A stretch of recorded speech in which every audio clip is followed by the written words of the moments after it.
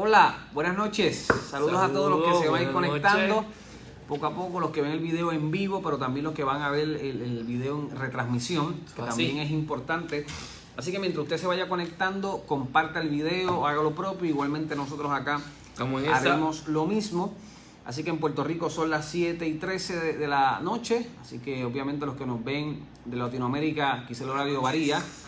Por ejemplo, en México son 2 horas antes. Obviamente Colombia, República Dominicana creo que es 1 hora más o menos. Así que estamos allá ya prestos para comenzar.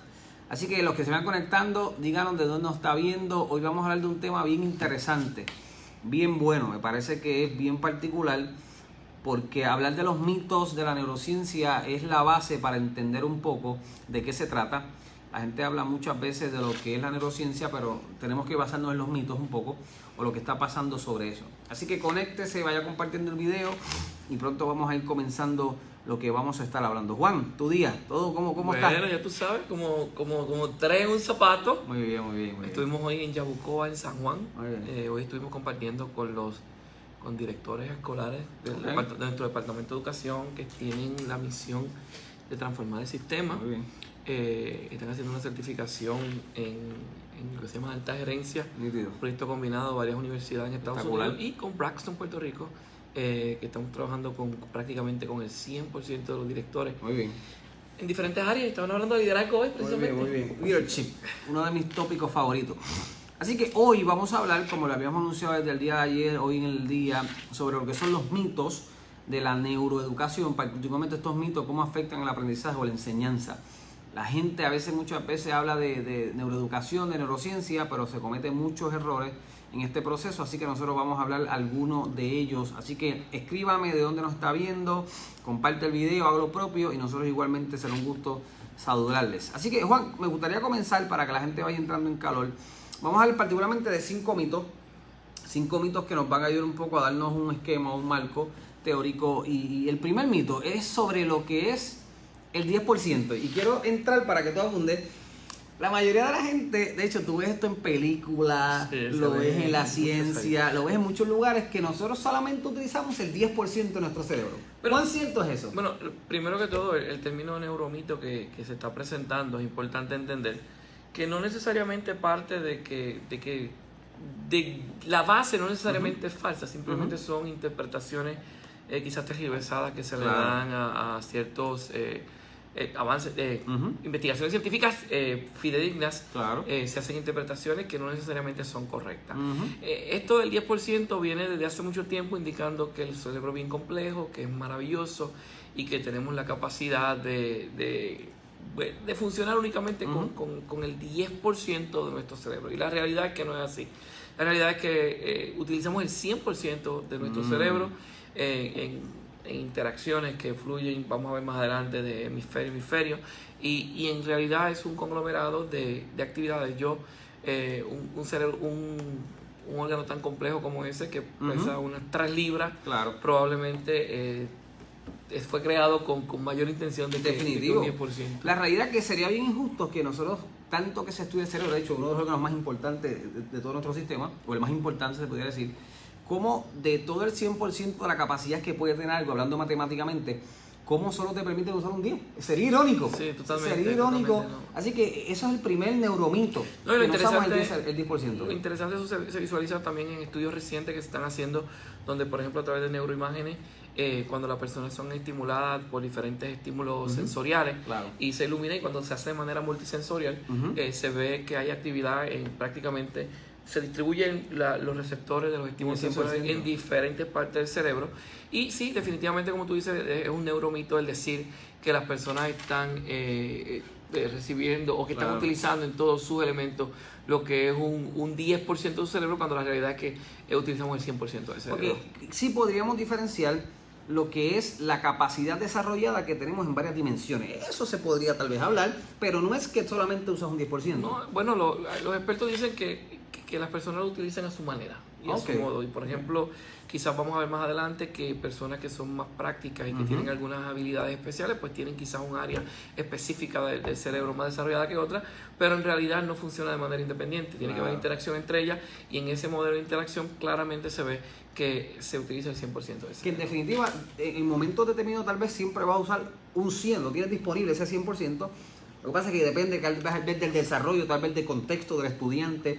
¿De qué depende entonces? Si partimos de la premisa, Juan, que ya explicamos que ese mito o neuromito, el cerebro no es real, no se usa solo un 10%. Entonces, ¿qué varía cuando uno te da un rendimiento, otro te da menos, educativamente hablando? ¿Qué variables pudieran haber? Hay otras variables que inciden, como por ejemplo una de las que vamos a estar hablando más adelante en nuestro programa, como la atención, por ejemplo. O sea, claro. El tú querer transmitirle a un niño, a un estudiante adulto. Precisamente hoy estábamos trabajando con una tesis doctoral que está trabajando con las variaciones en el aprendizaje del adulto. Y cuando uno está tratando de visualizar la atención, por ejemplo, esa función neurocognitiva como la atención influye mucho en la capacidad en que se procese Claro. pero si lo miramos a nivel neuroanatómico, definitivamente el decir que se utiliza el 10% del cerebro es un neuromito. Es un neuromito. Muy bien. Y yo creo que ahí es importante que lo tengamos claro. No repita lo que Hollywood o lo que el cine le dice de muchas películas muy famosas, que usamos el 10%, y de hecho la película dice que cuando subes el 10% puedes volar, Claro, eso es lo que vende. puedes hacer muchas cosas. Así que eso es lo que un está neuromito, no necesariamente es cierto, sino que todos tenemos una capacidad de poder alcanzar ese 100%, simplemente necesitamos desarrollarnos en todas las dimensiones. Correcto. Es el primero. Ahora vamos al segundo neuromito. Me gusta mucho este y voy a plantear y tú desarrollas para entrar al debate. Siempre hay un dicho que se dice, el hemisferio izquierdo, el hemisferio derecho, cada cual hace lo suyo. Claro que sí. Tenemos dos hemisferios y cada cual hace lo suyo, es decir, trabajan de manera independiente. ¿Será real eso? Bueno, la realidad es que las investigaciones también demuestran que no trabajan de manera independiente. Sabemos que el hemisferio izquierdo del cerebro está más asociado con lo que es la parte analítica, la parte racional. El hemisferio derecho se relaciona más con la parte holística y la parte global en Creativa. general. Pero la realidad es que no podemos decir que una persona tiene más desarrollo en el lado izquierdo o en el lado derecho. Sí hay ciertas personas porque tienen, como mencionamos al principio, unas habilidades que están asociadas con ciertas regiones específicas del cerebro, pero definitivamente no hay una independencia entre hemisferio izquierdo y hemisferio derecho. En todo momento hay interconexiones entre ellas a través del cuerpo calloso. Me gusta. Y la realidad es que esto en realidad funciona a través de conexiones por cientos de miles de axones que precisamente lo que hacen es mantener un equilibrio entre ambos hemisferios. De hecho, si vamos a la praxis, ser pragmático, neuroanatómicamente hablando, es imposible. Es como si prendes un botón y esto ¡pum! Se apaga. Sí, exactamente. Prendes otro, o sea, pues yo me levanto hoy me levanté hoy con el lado izquierdo. Hoy me levanté bien analítico. Mañana me levanté creativo, como decimos. Eso No, pero lo interesante de ese punto, si volvemos nuevamente al concepto de atención que estuvimos viendo en un momento dado, nos estamos dando cuenta de que la atención a nivel anatómico está distribuida de manera simétrica alrededor de todas las áreas del cerebro. O sea que en esencia utilizamos tanto el hemisferio izquierdo como el hemisferio derecho.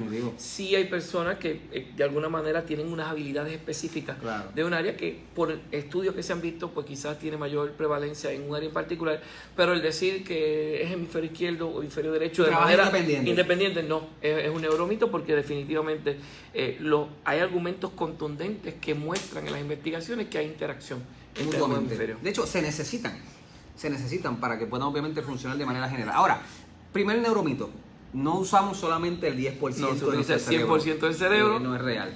Segundo neuromito, el hemisferio izquierdo y el derecho no trabajan de manera independiente. Al contrario, están siempre están todo el conectados. tiempo entrelazados por cientos de miles de axones que permiten precisamente que ciertas operaciones se lleven a cabo, y ahí hay mucha teoría que lo que se escucha por ejemplo el lado izquierdo se procesa en el lado derecho.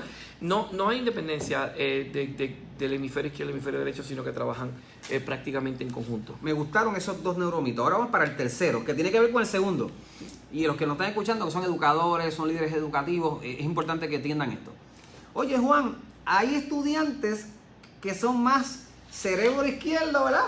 Y hay otros que son hemisferio derecho. Es decir, hay estudiantes quizás que son bien analíticos, pero hay otros que son analíticos y no creativos. Así que Dios no te da de todo. Dios te dio, o eres creativo o eres analítico. O sea, dividimos el aula en estudiantes de hemisferio izquierdo analítico y estudiantes de hemisferio derecho, que son las artes, ¿verdad? La parte creativa e innovación. ¿Es cierto?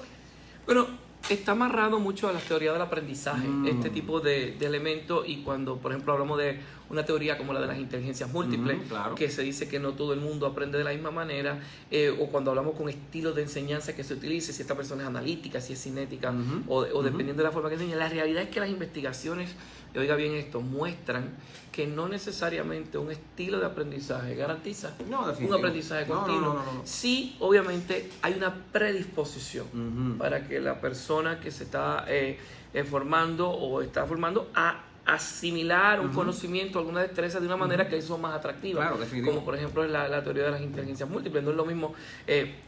Un ejemplo clásico de esto es unos estudiantes, por ejemplo, tú tienes una lectura, como por ejemplo recuerdo aquí a mi compañero de trabajo hace mucho tiempo atrás, el profesor Sánchez, que asignaba en ese cuarto año que los muchachos leyeran Macbeth, por ejemplo, claro. y que lo leyeran en el original, en inglés británico. Entonces tú tenías estudiantes, por ejemplo, que se sacaban una nota promedio, pero luego se monta claro. La obra, y cuando se monta la obra se sabe en el Parlamento mejor que nadie. Y pasan 10 años y se lo saben. Y se lo continúan. Sí, porque los elementos significativos se mantienen. Entonces tenemos que ver que no va a depender una cosa de que si este razona mejor de una manera o pintando que escribiendo, claro. Sino que, como mencionamos anteriormente, hay una interacción siempre de ambos hemisferios para producir el resultado. De hecho, este neuromito me gusta mucho. Hablamos del primero, los que se están conectando, saludos, comparte el video. Estamos un poquito hablando de los neuromitos, de lo que es las neurociencias y estas cosas que nos impiden ser mejores eficientes en el proceso. Mira, el primer neuromito, no usamos solamente el 10% del cerebro. No, pasando. Número 2, el hemisferio izquierdo y el derecho no son independientes, trabajan en conjunto. Tercer neuromito, me gusta mucho, no tenemos estudiantes del lado izquierdo, del lado izquierdo y del lado derecho. Tenemos estudiantes del lado derecho, pero también voy a llevarlo a nivel organizacional. Dividimos nuestros empleados de esta manera. Tengo los analíticos para una cosa, tengo los creativos para otra. De hecho, las investigaciones confirman que no necesariamente, a veces podemos tener una inclinación por destrezas que hemos desarrollado en nuestro contexto social, las cosas que en la vida nos han permitido hacer, pero no es que algunos son creativos o no son creativos, porque de hecho limitamos el cerebro a crecer, limitamos el cerebro evolucional. Podemos ser creativos, podemos ser analíticos, pero depende del desarrollo de la interacción de ambos hemisferios, definitivamente. Y tiene que ver mucho más con los estímulos sensoriales que se reciben. Por ejemplo, se puede mencionar que una persona recibe un estímulo visual, claro. Lo recibe específicamente, digamos, en la parte de la corteza prefrontal, pero se interpreta en la parte occipital. Y se distribuye por todo el cerebro, independientemente sea cerebro izquierdo, hemisferio izquierdo, hemisferio derecho. Asimismo, ocurre con los niveles de atención. Como mencioné anteriormente, están distribuidos de manera simétrica en todo el cerebro. Y sí, como mencionamos, hay cierta predisposición, claro. Es decir, que esta persona tiene X habilidad porque la ha desarrollado. Y que esa habilidad se asocia mayormente funcional con alguna estructura o algún proceso que ocurre ya en el hemisferio izquierdo, pero no es independiente. Porque sí, de hecho, y es que ese individuo, mira, en las neurociencias, Juan, y yo creo que puedes aportar mucho a esto, nos enseña que el contexto, es decir, el ambiente permite o no permite el desarrollo. Totalmente. Dónde te críes, dónde naciste. Totalmente. Cómo es el aula, el ambiente de la clase, cómo es tu cultura organizacional en la empresa. Y todo eso permite que el individuo, número uno, entienda que tiene un % no de 10, de 100 de capacidad. Que los dos hemisferios puedan trabajar de una manera que conjunta, porque naturalmente, neuroanatómicamente lo hacen. E igualmente no etiquetar a la gente. No, yo no soy creativo. Mira, yo conozco gente, Juan, que me dicen, yo no soy creativo. Yo tengo muchos clientes que están trabajando emprendimientos en el país. Y cuando les ayuda a desarrollar ideas de negocio, me dicen, Isaac, te tengo dicho para que empieces por aquí. Yo no tengo nada de creatividad. Y yo le digo, pero imposible. Imposible. O sea, ¿tú estás caminando? Sí. Tú tienes una capacidad creativa. Lo que pasa es que tal vez no la has desarrollado, no te has expuesto, o al ambiente que has tenido interacción o estímulo, que es bien importante la palabra, no te ha permitido también encontrarlo. No, y fíjate que un elemento también interesante es los pacientes, por ejemplo, que son epilépticos. Claro. El paciente que es epiléptico, uno de los tratamientos funcionales que se ha utilizado es remover parte del cuerpo calloso. El cuerpo calloso permite, obviamente, la interacción entre los dos hemisferios. Y para evitar ciertas descargas de cierta manera que no se controlan, pues entonces se remueve esa parte. Así que sí, es maravilloso. Sí, el cerebro es un órgano, y lo más interesante del cerebro, ¿sabes? Es que a veces la gente quiere controlar el cerebro, y el cerebro funciona como quiere funcionar. Como quiere funcionar ante ciertos estímulos particulares. Sí. Claro, entendemos que podemos entonces, en resumen, entender que el ser humano, y quiero particularmente en la praxis llegar a eso, podemos desarrollarnos y crecer en varias dimensiones que quizás un día alguien nos dijo, no, yo no puedo tener eso. Sí, no, lo que pasa es que... Nos etiquetamos. Claro. Le llamamos bruto, le llamamos más inteligente. Y en muchas ocasiones el sistema educativo tradicional que tenemos prácticamente te guía a eso. Te guía a eso. O sea, tú puedes tener 30 muchachos en un salón y tú puedes decir, yo soy creativo, yo hago actividades para que a nivel cognitivo funcione racionando o que pueda funcionar a nivel holístico creando. Claro. Pero de todas maneras, al final y al cabo, tienes que poner una nota. Y esa nota te lo segrega. Sí. Te lo segrega y entonces tendemos a asociar que aquellos que están muy pegados a la buena calificación, a la 4.0 son los buenos y los que más se van alejando son los buenos. Y la realidad es que si vamos a medir eso como una historia de éxito, es totalmente desenfocado. Definitivo. 8 de cada 10 personas que son exitosas en la vida no necesariamente fueron buenos en la escuela. Bueno, de hecho, imagínate, Juan, la mayoría de las cosas que nosotros consumimos, para no decir nombres porque todavía no nos están auspiciando, la mayoría de las cosas que consumimos, esa gente que emprendieron esos negocios, muchos de ellos, para no decir todos, no tienen ni diplomas. Sí, o sea que es complicado. Porque la mentalidad es esa. Fíjate que uno de los elementos bien interesantes que llega es con relación a la música. Mucha gente tiene que recordar esos años atrás donde se hablaba del efecto Mozart, por ejemplo. De hecho, ese es el cuarto neuromito. Sí. El cuarto neuromito es que la atención, que la música ayuda. No, que el efecto Mozart. Fue una teoría que se desarrolló para que si usted, por ejemplo, estaba embarazada y le ponía una sonata de Mozart pegada a la barriga, eso iba a propiciar que ese niño saliera con mayores capacidades de atención. Del útero, todas esas cositas. Y sí, no, y lo están utilizando mucho también a nivel de los centros preescolares, que si ponerle música, por ejemplo, le llamaban el efecto Mozart, porque había sido probado con música clásica. Lo interesante de esto es que ocurre con el efecto Mozart, pero también ocurre con cualquier tipo de música. Hasta con el rock. Se hizo el estudio, de hecho lo puede buscar en YouTube, cómo se hace el efecto Mozart utilizando heavy metal. Heavy metal. Porque en la música como tal, como hemos hablado anteriormente, tiene el efecto de resaltar las emociones. Definitivo. Entonces, es interesante, piense en su película favorita, piense, qué sé yo, en Star Wars. ¿Tú eres fanático de Star Wars? No tanto. Bueno, pero fíjense en Star Wars. Todo el mundo conoce Star Wars. Cuando sale, por ejemplo, Darth Vader con esa música bien imponente. Imagínense que en vez de poner esa música le hubiesen puesto Let It Go. Let It Go de Frozen. No pega. El efecto. Entonces, un poquito más atrás, quizás no nos acordamos nosotros que somos unos jovencitos, pero me cuentan de esa película que se llamaba Jaws, que era el tiburón. Cuando la música empezaba. Algo va a pasar. Hay sangre. Hay sangre. Definitivo. Entonces, precisamente la música tiene la función de resaltar las emociones. Definitivo. Entonces, un niño que está expuesto a la música definitivamente se predispone a tener una mejor atención, una atención positiva, porque el efecto está comprobado. Pero el decir que es el efecto Mozart, porque que se relacione directamente, o porque se relacione con Mozart, es un neuromito. No, es un neuromito. Así que ya tenemos 4 neuromitos y me gusta repasar porque hay gente que se está conectando. Comparte el video, comente, escríbanos. Nosotros acá con mucho gusto le vamos a saludar. Primer neuromito, no usamos solo el 10% del cerebro, no lo diga. No. Eso es un gran error, un neuromito, ¿verdad? Algo que está quizá evidenciado en un momento dado, pero no había suficiente información y data, pero ahora se puede saber que es un neuromito. Usamos el 100% de nuestro cerebro y podemos lograrlo. Número 2, los dos hemisferios no están independientes, cada cual a lo suyo. Bueno, yo me imagino un divorcio en tu mente. No, trabajan mutuamente, trabajan en equipo. De hecho, la misma ciencia te enseña que hay que trabajar en equipo, qué interesante. Número 3, no tenemos estudiantes de hemisferio izquierdo o de hemisferio derecho, tampoco empleados. No. O sea, seres humanos al final. Y fíjate, se está dando, en ese que estás mencionando, y perdona que te interrumpa ahí, se están dando ciertos pasos, porque por ejemplo, tú tienes que ver cómo ha ido evolucionando el sistema educativo, o sea, y es lo que siempre hemos dicho, o sea, por más equipos que tengamos, es siglo XIX el sistema educativo, con profesores formados en el siglo XX, atendiendo muchachos del siglo XXI. Y es interesante ver... Complicado. Sí, no, el hecho, por ejemplo, de que antes se hablaba de una educación conductual, 100 años, mucho más que eso. Mucho más que eso. Se hablaba de una... Te di 100 para que no te sientas tan mal. Estamos hablando de una ventana de 300 años. ¿Cómo? Un equipo...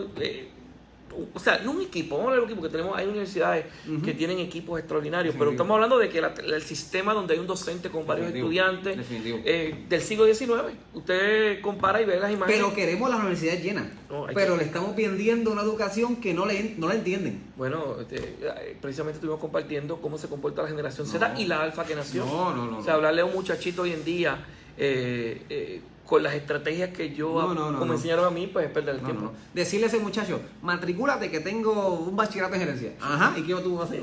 Pero el ejemplo también, por ejemplo, con la atención. O sea, anteriormente, ¿cuánto gozaban de ver los anuncios? No, o sea, ese anuncio de Harry Payne, lo mencionaba, pero hay que mencionarlo porque es parte de... Ese anuncio de Harry Payne que duraba 1 minuto y medio. No, ya no. Todo el mundo lo veía. 15 segundos. No. Y ahora usted va a ver una noticia en el periódico y cuando la va a leer le sale un anuncio y usted está skip. Bueno, en YouTube, constantemente. Anuncios de 30 segundos, no resistimos. No, y se ha dado y claro, usted dice, pero ¿por qué me permiten sacarlo a los 5.000 segundos? Porque ya ellos saben que esos 5 segundos es el lapso de atención.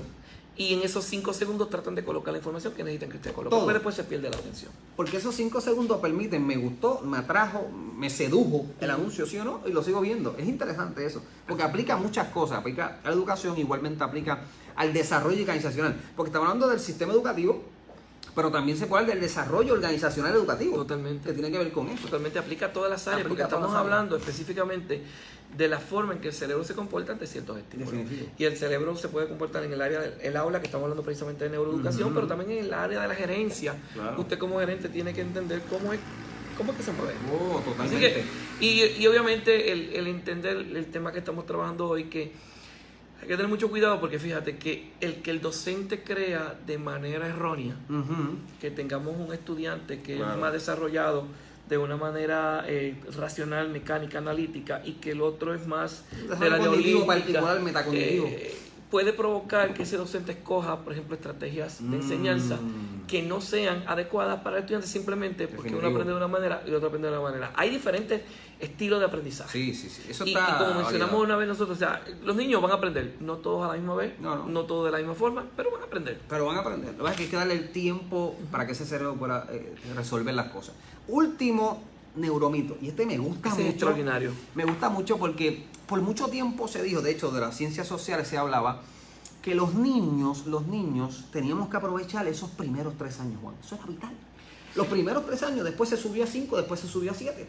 Y lo que tú no hacías, Juan, y te ponían un estrés terrible. Yo que tengo una niña, los padres que me están escuchando, que lo que tú no hacías los primeros 7 años, ese niño se podía dislocar, perder. O sea, no, lo que pasaba era precisamente que se decía que esos primeros años del desarrollo del niño eran vitales para ganar la mayor cantidad de conocimiento. De hecho, mucha gente decía únicos, no se podían sustituir. ¿Y qué dice la neurociencia hoy en día? ¿Qué nos dice? Que realmente sí se puede ver que en esos primeros años de vida es donde mayormente pues está predispuesto para el aprendizaje, pero no significa que después de los 7 años te deja de aprender. De hecho, y quiero dar hincapié a algo, Juan, que nosotros hemos hablado mucho. ¿Te acuerdas que también se decía la plasticidad cerebral? ¿Te acuerdas? No, ya cuando tú pasas los 16 años pierdes plasticidad cerebral. No, se decía que eso ya no iba a ocurrir. Que no iba a ocurrir.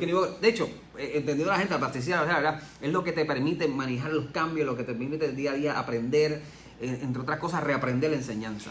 Sí, y lo interesante de entender esto es que mucha gente, por ejemplo, dice, bueno, sí, ya esto fue lo que dio el barco, esto es lo que tengo que lidiar. No es cierto, o sea, en todo momento usted tiene derecho a aprender y usted lo puede visualizar. ¿Cuántos han aprendido a tocar un instrumento después de adultos? Claro. ¿Cuántos han decidido entrar en un proceso? Claro, no es lo mismo uno aprender un idioma a cierta edad que cuando uno es pequeño. Definitivo. Pero sí existe la capacidad de aprender en cualquier momento y no necesariamente está predispuesto. Esto es bien importante, Isaac, amarrarlo al punto de lo que es el conocimiento, que es uno de los elementos que nosotros trabajamos, de cómo cambia el cerebro del niño y cómo funciona de acuerdo a las etapas. Por ejemplo, aquí en nuestro país tenemos casos que hace tiempo que no escuchamos y esperamos no volver a escuchar, del síndrome del jamaqueo.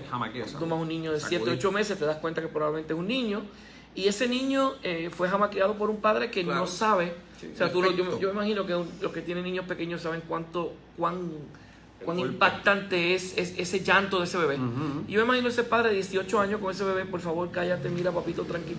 Si él supiera que el cerebro emocional del niño, el cerebro racional, no está funcionando todavía. O sea, no está desarrollado, está funcionando con un cerebro cognitivo. No te va a entender decir, tengo frío, tengo sueño, por eso que lloro. Llévelo a los 3 años, ese niño usted se lo lleva a Plaza de las Américas o cualquier centro comercial por ahí a comprar ropa. Quédate quieto. Usted no pretenda que se quede quieto.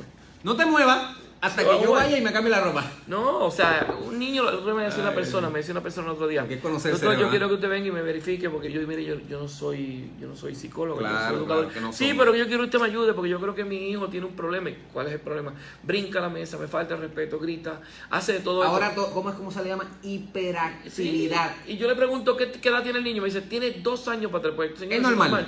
Preocúpese si no lo hace. Preocúpense si no está Porque activo. hay que entender las etapas. Hay que entender Llévelo, las etapas. llévelo a los 9 años y piensa la niña tuya que está pasando por ahí, las Ajá, niñas mías. O 3 y sea, medio. yo llego a mi casa y puedo cantar con las niñas el sapo y lo cantan conmigo. Cómodo. Pero en 12 años me va a decir viejo ridículo. Porque las etapas van cambiando poco a poco. No, definitivo, mi niña puede levantarse a las 6 de la mañana y a las 10 de la noche todavía tiene energía. Sí. Tiene tal vez unos estímulos, quiere aprender, quiere descubrir. Obviamente totalmente está en esa etapa. Así que estos 5 neuromitos, entenderlos a su cabalidad, obviamente que es no lo correcto o que es lo correcto, nos permiten ser más efectivos en muchas dimensiones, como directores escolares, como líderes educativos, como maestros, profesores, de hecho como gerentes o directores de algunas organizaciones, nos ayudan. Sí, no, definitivamente es entender realmente el funcionamiento del cerebro. O sea, Totalmente. Cuando hablamos de la parte de neurociencia cognitiva aplicada, lo que estamos hablando es precisamente de la forma en que el cerebro se comporta ante ciertos estímulos. Y cómo reacciona a esos estímulos. Y si lo miramos en el aspecto educativo, sabemos que tiene un impacto grande en los procesos de enseñanza. Si lo miramos en el aspecto gerencial, sabemos que la comunicación, por ejemplo, gerente-empleado va a depender mucho de esto, pero también a nivel, por ejemplo, del mercadeo que lo estamos hablando. Definitivo. Todos los estímulos que llegan, sí, especialmente si en algún lugar el cerebro se usa un 100%, son el bombardeo de estímulos cuando usted entra a un lugar que quieren venderle algo, que atacan por todas las áreas. De hecho, una estrategia y dándole tips, porque nosotros trabajamos varias áreas. Neurostrategy trabaja la parte de neuroeducación, trabaja neuromarketing o neuroorganizacional, que ahí está el neuromanagement, y obviamente trabajamos todos esos aspectos. Y algo que yo estoy trabajando con varios clientes es en la parte de mercadeo, Juan. Sí, totalmente. Mira, la gente me dice, Isaac, necesitamos vender. Y todo el mundo necesita vender, Juan. Totalmente. No hay problema, necesita vender. Ok. ¿Conoces qué necesita el individuo para que tú recibas esa venta? No sé. Número 1, relaciones con la persona. Estímulo. Pero número 2, mira qué estrategia bien simple. Voy a ser bien específico. Antes, y todavía existen, pero ya no tiene validez, los call centers. Escuche bien. Exactamente. Escuche bien. Los call centers, muy conocidos, todo era por llamada, Juan. Llamada. Juan, séme sincero. Cuando a ti te llama un número extraño, ¿tú contestas? No. El Por voice, lo ¿lo lee? ¿Lo escucha? Por lo general no. No. Nosotros estamos, ¿qué? Más metidos, por ejemplo, ¿dónde? WhatsApp. Hoy en día, Redes sociales. Harvard, particularmente la Escuela de Negocios, está lanzando estudios que están comprobando que la gente le gusta trabajar más. De hecho, WhatsApp es nuestra mensajería ¿qué? Principal.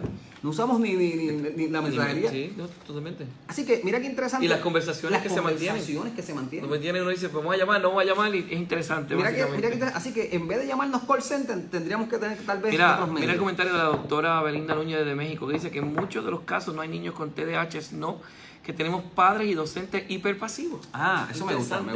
Sí, no, de hecho, definitivamente una de las eso cosas. me gusta. Sí. Padres muy pasivos que no quieren. Sí, que básicamente, pero tú lo ves a cada rato. Sí, Cuando ves sí, los niños que están tranquilos en el supermercado tienen el celular en la mano. ¿Para que se calmen. Para que se calmen y se tranquilicen. Así que tú prometiste que ibas a saludar a la gente, así que Sí, vamos a ver vamos a quién tenemos saludar por ahí. Tengo a la doctora Belinda de Toluca, México. Bueno, pero es venezolana, hay que decirlo porque si no. Sí, no, tenemos por ahí a José Lubriel, colega, estudiante doctoral. No es Lubriel, no diga Lubriel que se moleste, es Laurel. Se molesta el José Laurel, Dios mío. Él sabe que yo siempre me he equivocado por muchos años. Ajá. Tenemos a Gloribel Sánchez, tenemos la a doctora Erika Gloribel por ahí. Sánchez también, está con Tenemos nosotros. está por ahí. María Rivera, Marianina, está por ahí con nosotros. Y a la doctora Sandra Ivette, una doctora. Sí. Saludos por ahí, ella trabaja bastante lo que es liderazgo educativo. Tenemos a Charol Charol es de donde, República Dominicana, entiendo, creo que es. Charol es donde. Charo, yo creo que es República o Sí, México. sí. Tenemos por ahí también a la doctora, si no me equivoco, sí, Sandra Guzmán. Tenemos por ahí que Sandra trabaja bastantes cosas a nivel de lo que es la perspectiva global de la educación, que es muy importante. Así que hay varias personas por ahí conectadas. Tenemos ahí María, presidente de Huertas College. Arturo, está mira por ahí Arturo conectada. González de México también. Juan Ojeda está por ahí. Juan Ojeda. Siempre se conecta. Hay varias personas conectadas hay que por ahí. preguntarle a Juan Ojeda si está conectado desde la tableta o se lo quitaron. Sí, porque le dijeron que tenía que aplicar más aprendizaje en la casa. Así Mira. que nada, yo creo que ya estamos cerrando. Mira. Laurel. Ve, él sabe. Ya son varios años. Ese es un neuroerror constante. Eso es así, hermanito. Así que me parece que hemos conversado de una manera bastante práctica, Sí, sencilla. porque eso es uno de los elementos que nos distinguen, y es el hecho de que, por ejemplo, usted abre un libro de neurociencia cognitiva y la gente lo cierra. ¿Qué es esto? Y sin embargo, la idea de ¿O cómo lo aplico en mi empresa? Básicamente entenderlo de una manera jocosa, que Claro. usted tenga la capacidad de llevarlo, de ponerlo en práctica. Y obviamente preguntas que usted tenga, ideas que usted tenga, las puede trabajar con nosotros de Claro. una manera efectiva a través, pues, aquí de nosotros. Queremos obviamente recalcar que estamos en proceso de matrícula, ya el Sí. curso de neuroeducación Está abierto. prácticamente está abierto. Estamos ya a cerrando los grupos. Sí, porque se comenzamos en marzo. Sí, mira. Lowruel. Sí, ve, ahí Entonces, lo- está bien, ya, Joséito, estamos. Ya estamos cuadrados. Bueno, no, estamos, el grupo de neuroeducación es el primero que va a estar iniciando Primero. ahora en marzo, luego tenemos el de neurogerencia y neuromarketing. Si usted está interesado en los proyectos, Escríbanos. escriba y comuníquese con nosotros, le vamos a pasar la información para que se matricule en los mismos. Sale con certificación de la Universidad Ángel Méndez, es importante que lo sepan, y aquellas personas se va a estar sometiendo también para las diferentes juntas, especialmente para los Claro. trabajadores sociales, consejeros y todas las personas que requieren horas de educación continua. Así que va a estar eso trabajando de una manera efectiva. Escríbanos por la página, le vamos a estar enviando la hojita de matrícula, los Claro. cursos están por comenzar. Lo más interesante es que pueda hacerlo presencialmente con nosotros o también lo puede trabajar directamente desde su casa a través de de la aplicación Zoom, Claro. que usted se puede conectar y son 8 semanas y Es interesante porque va a poder interactuar, ver la presentación, todo. A Todo. la hora, obviamente, indicada. claro, pero- no, es como si estuviera en la sala de clase, pues Definitivo. puede conectarse y puede hacer sus preguntas. Así Definitivo. que esperamos ya cerrar esta semana ese primer grupo de neuroeducación Yes. y continuar con la parte de neurogerencia y neuromercadeo que está ya enfocado a la gente de Me recursos encanta, humanos claro. y también se están moviendo muy bien. Así que Isaac, Un gusto siempre. un gusto por estar aquí. Cualquier duda nuevamente, comparte el video, Definitivo. páselo hacia sus amistades y cualquier duda, cualquier pregunta, aquí estamos nosotros siempre para contestarle. Y como siempre digo, me parece que la neurociencia es para todos. Para todos. Y cuando aprendemos del cerebro, somos más efectivos en todas las áreas de nuestra vida. Totalmente. Para cerrar, es importante mencionar que es un campo que permite profesionales en todas las áreas aquí Claro. y todos los niveles. O sea, Sí, tú sí, tienes desde músicos, tú Todo. tienes biólogos clínicos, médicos, pero también tienes educadores, tienes Definitivo. psicólogos, ingenieros en todas las áreas. Y también lo más interesante que para toda persona en neurociencia está involucrado gente que tienen sus grados doctorales, como también gente que está comenzando ahora Su licenciatura. a nivel de licenciatura. Y hay unos grupitos que se están desarrollando. Que quiero felicitar a Neuroboricuas Puerto Rico, que Sí, tienen unos grupos en las escuelas claro. superiores extraordinarios Son muy buenos. para fomentar lo que son las ciencias. Así que vamos a seguir trabajando y apoyando cualquiera de esas iniciativas. Así que buenas noches y saludos a todos los internacionales. Yo sé que se contó gente de República, Colombia, México, que siempre nos siguen y nos apoyan. Así que gracias a todos los países de Latinoamérica por apoyarnos. Buenas noches y espero que la pasen muy bien. Excelente semana. Gracias. Buenas noches a todos.